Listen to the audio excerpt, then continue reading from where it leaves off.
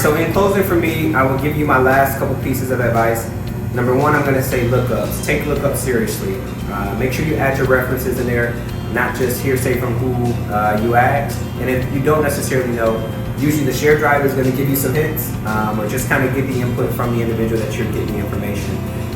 But really, not so much just the information that you put into the lookups and the write-up, but make sure that you expedite the timeline and turn that into those who sat your board.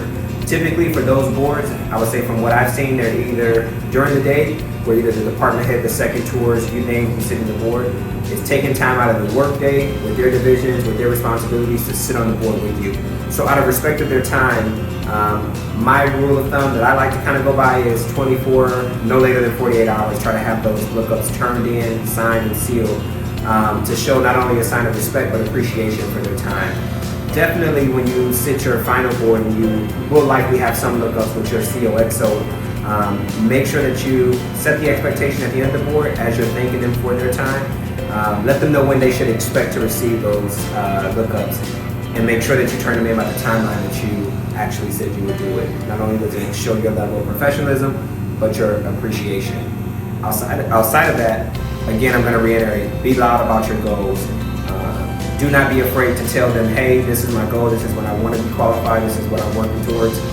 They will likely do what they can do to help you achieve that goal and remove those barriers. For me, I was in the engineering plant, walking through, doing walkthroughs on my duty days. Expect to be flexible, so there's always a duty section here, and there's always somebody qualified on board. That may require on the days that you're not actually on duty to be on board after 8 o'clock or after a certain time, depending on your timeline of when you want to get qualified, to do walkthroughs and ask the questions that you may want to ask. During the day, there's 1,000,003 evolutions going on in every different space, and so it may be sometimes tough, depending on the battle rhythm of your ship.